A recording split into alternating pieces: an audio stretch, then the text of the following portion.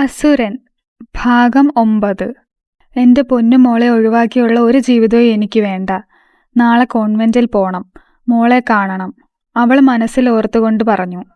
പിറ്റേന്ന് പുലർച്ചെ തന്നെ അവൾ ആരും അറിയാതെ കോൺവെന്റിൽ പോകാനായി ഇറങ്ങി. ഒരു ദിവസത്തെ ലീവ് അവൾ വിളിച്ചു പറഞ്ഞു. ബസ്സിൻ്റെ അകത്തിരിക്കുമ്പോൾ മുഴുവൻ അവളുടെ ചിന്ത മരിയമോളെക്കുറിച്ചായിരുന്നു.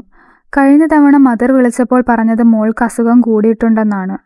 അവൾക്ക് എന്തെങ്കിലും പറ്റിയാൽ വൈശാലിയുടെ മാറോട് ചേർന്നുറങ്ങണം, അപ്പോൾ തന്നെ ഏകദേശം അസുഖവും പോവും. വൈശാലി തൻ്റെ ഓർമ്മകളിൽ ലയിച്ചു ചേർന്നു.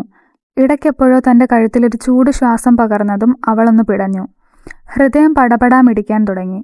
തൻ്റെ പ്രണയത്തെ തേടി അസുരൻ അവൾക്ക് അരികിലുണ്ടായിരുന്നു. നിസ്വാർത്ഥമായി പ്രണയിക്കാൻ അസുരന്മാരുടെ രാജാവായ രാവണനും ഇഷ്ടമായിരുന്നു. അതേ നിസ്വാർത്ഥ പ്രണയമായിരുന്നു വൈശാലിക്ക് പിന്നിലിരിക്കുന്ന അസുരനും.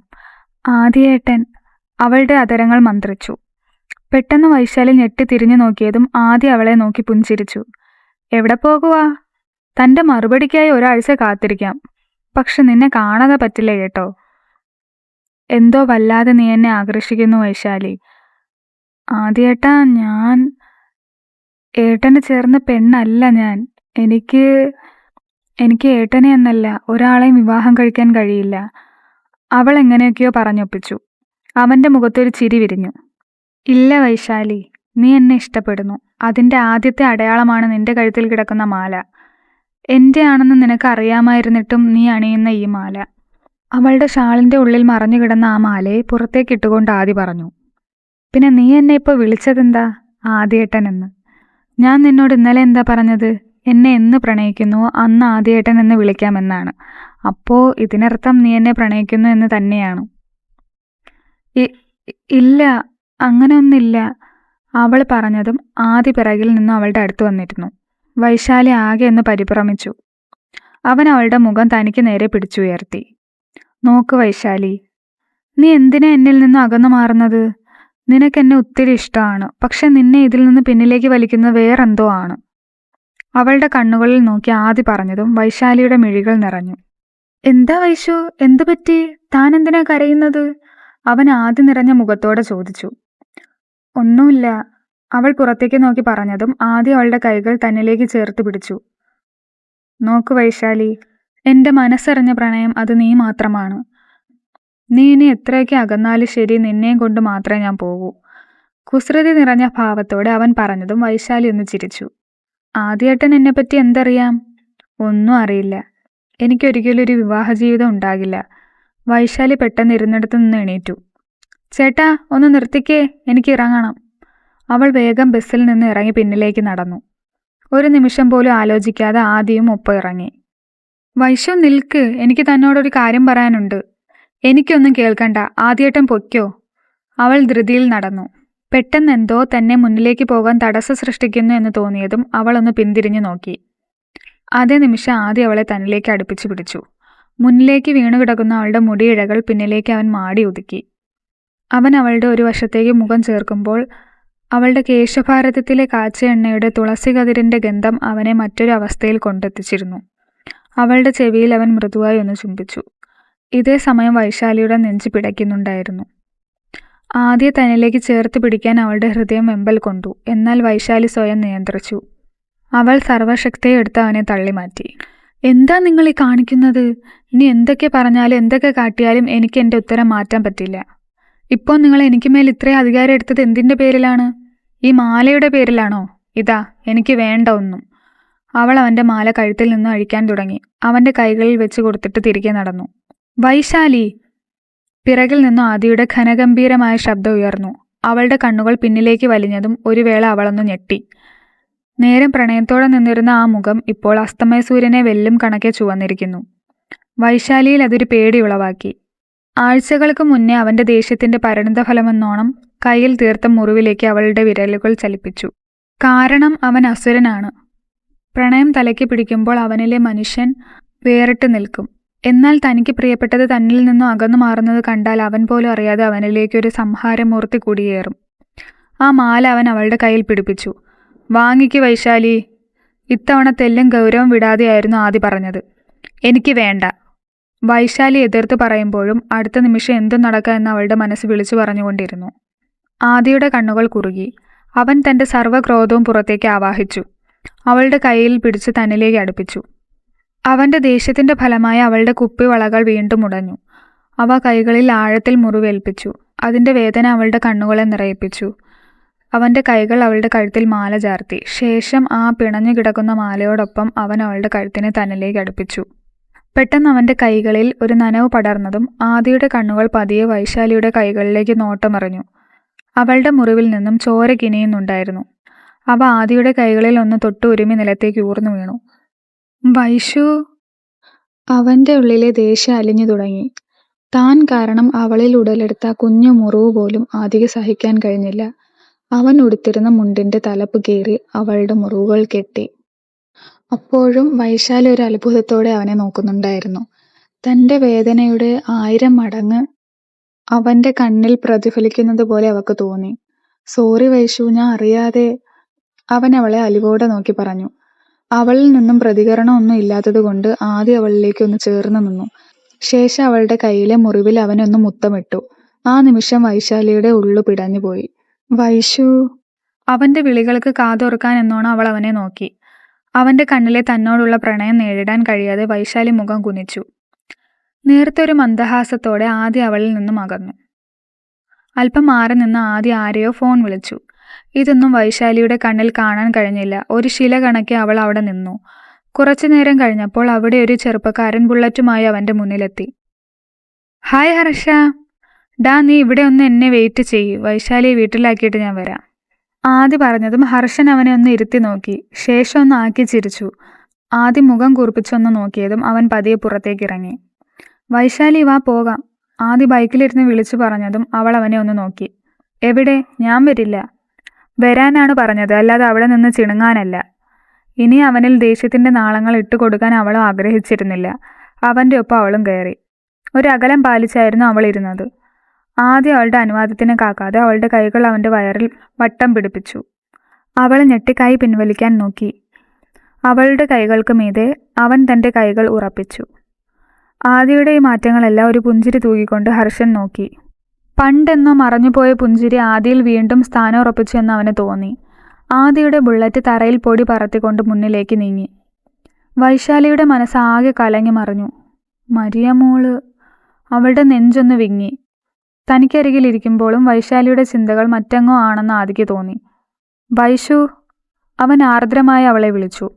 പക്ഷെ ഒന്നിലും ശ്രദ്ധ ചെലുത്താതെ അവളിരുന്നു.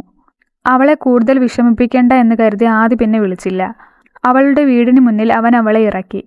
ഒന്നും നോക്കാതെ വൈശാലി പോകാൻ ഒരുങ്ങി. പെട്ടെന്ന് ആദ്യം അവളെ തന്നിലേക്ക് വലിച്ചടുപ്പിച്ച് അവളുടെ അരയിൽ കൈകോർത്തു. ശേഷം കയ്യിലിരുന്ന ഫോൺ എടുത്തൊരു സെൽഫി ക്ലിക്ക് ചെയ്തു. പരസ്പരം കണ്ണുകളിൽ നോക്കി നിൽക്കുന്ന ഒരു romantic picture. Thanks Vaishu, and I love you. അവൻ അവളുടെ കാതോരം മൊഴിഞ്ഞു. വിട് ആദ്യേട്ട, ആരെങ്കിലും കാണും, വിട്. അവൻ്റെ കൈകൾ ശക്തിയിൽ പിടിച്ചു മാറ്റി വൈശാലി അകത്തേക്ക് നടന്നു. ഉമ്മറത്ത് മുത്തശ്ശൻ അക്ഷമയോടെ ഇരിക്കുന്നത് അവൾ കണ്ടു. മോളെന്താ എന്നോട് പറയാതെ പോയത്? അത് ഒന്നുമില്ല മുത്തശ്ശ, ഇന്ന് ലീവ് പറയാൻ പോയതാണ്, അവൾ അയാളുടെ മുഖത്ത് നോക്കാതെ പറഞ്ഞു. ആദി പുറത്തെ നിലാവിലേക്ക് കണ്ണുകൾ നാട്ടിയിരുന്നു. ചുറ്റും പ്രഭ ചുരിഞ്ഞു നിൽക്കുന്ന നക്ഷത്രങ്ങൾ ആ രാത്രിയെ കൂടുതൽ വശ്യമനോഹരമാക്കി. ഇടയ്ക്കെപ്പോഴും ആദിയുടെ മനസ്സിലൊരു കവിത ഓർമ്മ വന്നു. അതവനൊരു ഈണത്തിൽ എന്നോണം മൂളാൻ തുടങ്ങി. പ്രണയിച്ചിട്ടില്ലൊരിക്കലും ഇത്രമേൽ ഗാഢമായി, അറിഞ്ഞിട്ടില്ലൊരിക്കലും വ്യത ജീവിതത്തിൽ ഇത്രയും. ചിത്തം ഒന്നിനോട് മറ്റൊന്ന് ചൊല്ലുമേ, ഭാഷ മറ്റാർക്കും ഒട്ടുമേ ആകില്ല. വിവരിക്കുവാൻ നീ തീർത്ത സ്നേഹമന്ദിരമതിൽ ദേവി മറ്റാരുമല്ല. കണ്ണിമ ചിമ്മി അടഞ്ഞാലും നീ തന്നെ കണ്ണിലും നെഞ്ചിലും. കടപ്പാട്. പെട്ടെന്ന് അവൻ്റെ പിന്നിലൂടെ ആരോ വട്ടം പിടിച്ചു. നോക്കിയതും കണ്ടത് വേദനന്ദയെ. വേദ, നീ എപ്പോ വന്നു? വേദനന്ദ അനാമികയുടെയും മാത്യൂസിൻ്റെയും മകൾ, ദേവനന്ദ എന്ന ഒരു സഹോദരിയും. ഇവർ രണ്ടാളും ദീക്ഷിത് പാലസിൻ്റെ ദത്തുപുത്രികൾ. അതിനെല്ലാം ഉപരി സീതയുടെയും റാമിൻ്റെയും ബെസ്റ്റ് ഫ്രണ്ട്സിൻ്റെ മക്കൾ. ദേവനന്ദ വിവാഹം കഴിഞ്ഞ് ഭർത്താവിനൊപ്പം. വേദനന്ദ പഠനവുമായി ബന്ധപ്പെട്ട് കൂടുതൽ റിസർച്ചിലാണ്. ഇപ്പോൾ വന്നതേ ഉള്ളൂ ആദ്യേട്ടാ. എന്താണ് പതിവ് തെറ്റിച്ചൊരു പാട്ടും താളവും മേളവും ഒക്കെ? സാധാരണ ഞാൻ വരുമ്പോൾ ഈ കയ്യിൽ കുപ്പി കാണുന്നത് പതിവായിരുന്നല്ലോ, അതെവിടെ? ആദ്യം അവളെ നോക്കി പുഞ്ചിരിച്ചു. വേദ, മദ്യം ഒരു ലഹരിയാണ്. മനസ്സിലെ വിഷമങ്ങൾ മറക്കാനുള്ള വെറും ലഹരി. പക്ഷെ ഇന്ന് ഈ ആദിയുടെ ഉള്ളിലും ഉയിരിലും അലിഞ്ഞു നിൽക്കുന്നത് ഒരേ ഒരു ലഹരിയാണ്. എൻ്റെ പ്രണയം, എൻ്റെ പെണ്ണ്, എൻ്റെ സ്വന്തം വൈശാലി. അവൻ്റെ കണ്ണുകളിൽ കാണാൻ കഴിയുമായിരുന്നു അവളോടുള്ള പ്രണയത്തിൻ്റെ തീവ്രത. വേദ അവനിലേക്ക് കണ്ണുകൾ നാട്ടി. ഇടയ്ക്കെപ്പോഴും അവൻ്റെ ജീവിതത്തിൽ അവൻ ഒറ്റയ്ക്കാണെന്ന് തോന്നിയപ്പോൾ അവന് താങ്ങാവാൻ അവൾ ആഗ്രഹിച്ചിരുന്നു. അത് തുറന്നു പറയാനെന്നോണം ആയിരുന്നു തിരിച്ചുവരവും. ഒരു കയ്യിൽ തൻ്റെ പ്രണയോപഹാരമായി അവൾ ഒരു സമ്മാനം കരുതി വെച്ചിരുന്നു. അത് മറച്ചു പിടിക്കാൻ ശ്രമിച്ചുകൊണ്ട് അവൾ പിന്നിലേക്ക് നടന്നു. ശരി ആദിയേട്ടാ, താഴേക്ക് വാ, അവിടെ സീതമ്മ ഫുഡ് ഉണ്ടാക്കി വെച്ചിട്ടുണ്ട്. വേദ തൻ്റെ മുറിയിലേക്ക് പോയി. കണ്ണിൽ കണ്ണുനീർ അടിഞ്ഞുകൂടിയിരുന്നു. എങ്കിലും ആദിയുടെ സന്തോഷമാണ് വലുതെന്ന് തോന്നിയതും വേദ തൻ്റെ കയ്യിലെ സമ്മാനപ്പെട്ടി തുറന്നു. സപ്തവർണ്ണത്തിലുള്ള കല്ലുകളിൽ തീർത്ത ഒരു സ്വർണ്ണ മോതിരം. അവളത് അലക്ഷ്യമായി മറ്റെങ്ങോ വലിച്ചെറിഞ്ഞു. കണ്ണുനീർ തുടച്ചുകൊണ്ട് അവൾ ഒന്ന് മുഖം കഴുകാൻ ബാത്റൂമിൽ കയറി. തൻ്റെ മനസ്സിലെ ആദിയോടുള്ള പ്രണയം എന്ന വികാരം മാറ്റി നിർത്തി. മുഖത്തേക്ക് ശക്തിയിൽ അവൾ വെള്ളം വീശി. ഒടുവിൽ ആദി എന്നും തൻ്റെ ബെസ്റ്റ് ഫ്രണ്ട് ആകുമെന്ന് കരുതി അവൾ പുറത്തേക്കിറങ്ങി. അപ്പോഴേക്കും ബെഡിൽ കിടന്ന അവളുടെ ഫോൺ റിങ് ചെയ്യാൻ തുടങ്ങി. അൺനോൺ നമ്പറിൽ നിന്നും ആയിരുന്നു കോൾ. മറുപുറത്ത് ആരെന്നറിയാനുള്ള വ്യഗ്രതയിൽ അവൾ ഫോൺ അറ്റൻഡ് ചെയ്തു. ചെവിയോട് ചേർത്തു. വേദ, താൻ എന്നെ ബ്ലോക്ക് ചെയ്തോ? എങ്കിലും ഞാൻ വിളിക്കും. കാരണം ഈ ഹർഷന് അവൻ്റെ പെണ്ണിനെ വിളിക്കാതിരിക്കാൻ കഴിയില്ല. വേദ ദേഷ്യത്തോടെ ഫോൺ വലിച്ചെറിഞ്ഞു. പിന്നെ ഒന്നും സംഭവിക്കാത്തതുപോലെ അവൾ സീതയുടെ അടുത്തേക്ക് പോയി. സീതമ്മേ. ഓ, വന്നോ എൻ്റെ വായാടി? നിന്റെ മമ്മിക്ക് ഇങ്ങോട്ട് വന്നാലെന്താ? വെച്ചിട്ടുണ്ട് ഞാൻ മത്തായച്ചനും അവൾക്കും. ഓ, എൻ്റെ ചീതപ്പെണ്ണൊന്ന് ഹീറ്റാകാതെ ഇരിക്ക്. മമ്മി അടുത്ത ആഴ്ച നാട്ടിൽ വരും, പപ്പയും. അല്ല സീതമ്മേ, നമ്മുടെ ഹാൻസ് ഇവിടെ ഇല്ലേ? രാമനെ ചുറ്റും നോക്കിക്കൊണ്ട് അവൾ ചോദിച്ചു. ഓ, അവിടെ കാണും, പോയി നോക്കു പെണ്ണേ. വേദ ഒന്ന് കണ്ണിറുക്കി കാണിച്ചുകൊണ്ട് ഗാർഡൻ ഏരിയയിലേക്ക് പോയി. പൊട്ടുകുത്തടെ പുടവ ചുറ്റടെ ചിക്കാം ചിക്കാം ചീത പെണ്ണെ ചിക്ക ചിക്ക. സീതയുടെ സാരിയുടെ തലപ്പിൽ പിടിച്ചുകൊണ്ട് റാം പാടി. ദേ റാം, അങ്ങോട്ട് മാറി നിന്നേ, ആ പിള്ളേര് കണ്ടാൽ തീർന്നു. സീതമ്മേ, ഞാൻ ആലോചിക്കുമായിരുന്നു. എന്ത്? അവൾ വലിയ മൈൻഡ് ചെയ്യാതെ കാര്യം തിരക്കി. ഇത് പെണ്ണെ, നമ്മുടെ പ്രണയം. എത്ര വേഗമാണ് നീ എൻ്റെ എല്ലാം ആയത്. ഞാൻ നിന്നെ കണ്ടപ്പോഴുള്ള അതേ തിളക്ക് ഇന്നും നിന്റെ കണ്ണുകളിലുണ്ട് സീതേ. സീതയെ തന്നിലേക്ക് അടുപ്പിച്ചു പിടിച്ച് അവൻ അവളുടെ മൂർധാവിൽ ചുണ്ടുകൾ ചേർത്തു. കാലത്തിനും പ്രായത്തിനും തളർത്താൻ കഴിയാത്ത വീര്യമായിരുന്നു സീതയുടെയും അവളുടെ രാക്ഷസന്റെയും പ്രണയത്തിന്. അവനിൽ നിന്നും അകന്നു മാറി അവൻ്റെ നാസിക തുമ്പിൽ സീത തൻ്റെ ദന്തനിരകൾ താഴ്ത്തി. ഇതെൻ്റെ പ്രിയ രാക്ഷസനോടുള്ള ഈ ജാനകിയുടെ പ്രണയമാണ്. അവളുടെ കണ്ണുകൾ നാണത്താൽ താഴേക്ക് നിന്നു. റാം അവളെ തൻ്റേത് മാത്രമാണ് സീത എന്ന് ഊട്ടിയുറപ്പിച്ചുകൊണ്ട് അവൻ്റെ നെഞ്ചിലേക്ക് ചേർത്ത് പിടിച്ചു. ദിവസങ്ങൾ കൊഴിഞ്ഞു വീണുകൊണ്ടിരുന്നു. കഴിവതും ആദിയിൽ നിന്ന് വൈശാലി ഒഴിഞ്ഞു മാറി. മുത്തശ്ശനെ കാണാനെന്ന വ്യാജേന പലപ്പോഴും ആദി വരുമ്പോഴും വൈശാലി അവൻ്റെ അടുത്തേക്ക് പോലും ചെന്ന് നിന്നില്ല. അവൻ അനുഭവിക്കുന്നതിൻ്റെ 1000 മടങ്ങ് വേദന അവളുടെ കണ്ണുകളിൽ തങ്ങി നിറഞ്ഞിരുന്നു. അതെല്ലാം സമർത്ഥമായി മറച്ചു പിടിക്കാൻ അവൾക്ക് കഴിഞ്ഞിരുന്നു. ഇന്ന് കാളിക്ഷേത്രത്തിൽ ഉത്സവം കൊടിയേറി. വൈശാലി അവിടെ എല്ലാവരുമായി ഇണങ്ങി. പതിയെ എല്ലാവർക്കും പ്രിയങ്കരിയായി കുറഞ്ഞ ദിവസങ്ങൾ കൊണ്ട് മാറി. അവിടുത്തെ അവളുടെ ഉറ്റമിത്രമാണ് മഹാലക്ഷ്മി, എല്ലാവരുടെയും മഹി. മഹിയുടെ ഇഷ്ടപ്രകാരമായിരുന്നു ഇന്ന് ക്ഷേത്രത്തിൽ പോകാൻ വൈശാലി തയ്യാറായത്. ചുവന്ന ധാവണി ചുറ്റി കഴുത്തിൽ ചുവന്ന മുത്തുമാല ഇട്ട് ചെവിയിൽ കുഞ്ഞു ജിമിക്കിയിട്ടു വൈശാലി ഛായാമുഖിയിലേക്ക് ഉറ്റുനോക്കി. നെറ്റിയിലൊരു കുഞ്ഞു പൊട്ട്, അതിന് താഴെ ചന്ദനം ചാർത്തി തലയിൽ കുളിപ്പിന്നൽ കെട്ടി അവൾ ഇറങ്ങി. കാലിൽ വെള്ളി പാദസരം സ്ഥാനം പിടിച്ചു. മഹിയുമൊത്ത് അവൾ കലപില കൂട്ടി നടന്നു. അപ്പോഴേക്കും വഴിയിലെ തെമ്മാടി കൂട്ടത്തിൽ ഒരുവൻ വൈശാലിയുടെ ശരീരത്തിലേക്ക് കണ്ണുകൾ പായിച്ചിരുന്നു. എന്നാൽ ഇതൊന്നും ശ്രദ്ധിക്കാതെ വൈശാലി നടന്നു. ആദ്യമായി അവൾ ക്ഷേത്രത്തിനുള്ളിൽ കയറി. സർവ്വ ചൈതന്യവും നിറഞ്ഞ കരിങ്കൽ വിഗ്രഹം. നോക്ക് വൈശാലി, അതാണ് കാളിയമ്മ. ഭക്തിയുടെ നിറവിൽ നീ പ്രാർത്ഥിച്ചു നോക്ക്, അനുഗ്രഹം ചൊരിയും, ഉറപ്പ്. കണ്ണുകളിൽ ആരാധന നിറച്ചുകൊണ്ട് മഹി പറഞ്ഞു. രണ്ടാളും തൊഴുതിട്ടിറങ്ങി. ചുറ്റും വാദ്യമേളകൾ നടക്കുന്നുണ്ട്. അങ്ങോട്ടും ഇങ്ങോട്ടും കൊച്ചു കൊച്ചു വഴിയോര കടകൾ സ്ഥാനം പിടിച്ചിട്ടുണ്ട്. വാ വൈശു, വള വാങ്ങിക്കാം. മഹി അവളുടെ കൈകളിൽ പിടിച്ചു വലിച്ചു കൊണ്ടുപോയി. വൈശാലി കുറേ വളകൾ നോക്കി. എങ്കിലും അവൾക്ക് പ്രണയം തോന്നിയത് കറുത്ത കുപ്പിവളകളോടായിരുന്നു. ചേട്ടാ, ദേ ആ കുപ്പിവളകൾ എടുത്തോ, കടക്കാരനോട് പറഞ്ഞുകൊണ്ട് അവൾ നിന്നു. പെട്ടെന്ന് അവളുടെ തോളിലേക്ക് ആരോ കൈകൾ വെച്ചു. അവൾ നോക്കിയതും വഷളൻ ചിരിയോടെ അവളെ നോക്കുന്ന ഒരുത്തനാണ്. അവൾ കൈകൾ തട്ടിയെറിഞ്ഞ് മഹിയെയും കൂട്ടി മുന്നിലേക്ക് നടന്നു. ഈ വൃത്തികെട്ട ജന്തുക്കൾ ഒരു ക്ഷേത്ര സന്നിധിയിൽ വന്നാലും നന്നാവില്ല. ദേഷ്യ അണപ്പല്ലിൽ ഞെരിച്ചുകൊണ്ട് അവൾ നടന്നു. പെട്ടെന്ന് പുറകിൽ എന്തോ ഒരു അടിശബ്ദം കേൾക്കുന്നുണ്ടായിരുന്നു. മഹി അവിടേക്ക് നോക്കി. വൈഷു, എന്തോ പ്രശ്നമുണ്ട്, പോയി നോക്കിയാലോ? വേണ്ടടി, വൈശാലി പറഞ്ഞു. പക്ഷെ മഹി അവളെ നോക്കി പുഞ്ചിരിച്ചു. എടി, എനിക്കിതൊക്കെ അറിഞ്ഞില്ലെങ്കിൽ ഒരു സ്വൈര്യം കിട്ടില്ല. നീ ഇവിടെ നിന്നോ, ഒരു 10 മിനിറ്റ്. മഹി ആൾക്കൂട്ടത്തിനിടയിലേക്ക് ഇടിച്ചു കയറി. വൈശാലി മുന്നിലേക്ക് നടന്നു നീങ്ങി. അവൾ കുളപ്പടവിൽ നിന്നു. പെട്ടെന്ന് തനിക്ക് പിറകിൽ ഒരു നിഴലനക്കം കണ്ടതും വൈശാലി ഞെട്ടി തിരിഞ്ഞു നോക്കി. ഉള്ളിൽ പേടി ഉടലെടുത്തുകൊണ്ട് വൈശാലി തിരികെ നടക്കാൻ തുടങ്ങി. പെട്ടെന്ന് ആരോ അവളുടെ നഗ്നമായ വയറിലൂടെ കൈകൾ ചേർത്ത് കുളക്കടവിലെ ഇടഭിത്തിയോട് ചേർത്ത് നിർത്തി. പേടി കൊണ്ട് അവളുടെ ശരീരം മുഴുവനും തണുത്തു മരവിച്ചു പോയി. അവളുടെ ശ്വാസഗതികൾ ഉയർന്നു താണു. ആ കൈകൾ അവളുടെ വയറിലുടനീളം പരതി നടന്നു.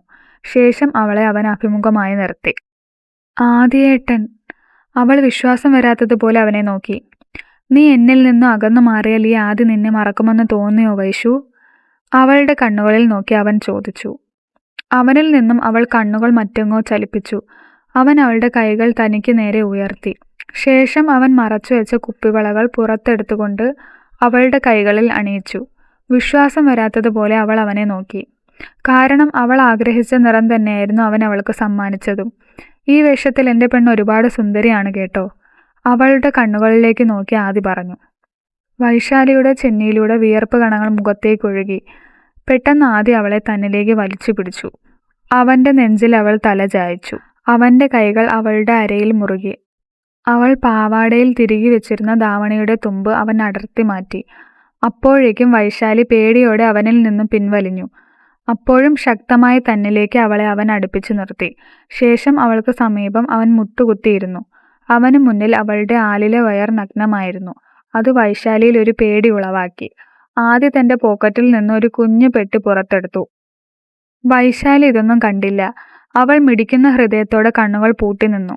അവൻ ആ പെട്ടി തുറന്നു. അതിൽ സ്വർണ്ണമുത്തുകൾ പിടിപ്പിച്ച ഒരു പൊന്നരിഞ്ഞാണം ഉണ്ടായിരുന്നു. അത് അവൻ അവളുടെ അരയിലേക്ക് വെച്ച് കെട്ടിക്കൊടുത്തു. ശേഷം അവളുടെ ഇടുപ്പിൽ അവൻ തൻ്റെ പല്ലുകൾ താഴ്ത്തി. ആ നിമിഷം വൈശാലി ഒന്ന് പിടഞ്ഞുകൊണ്ട് ഉയർന്നു പൊങ്ങി.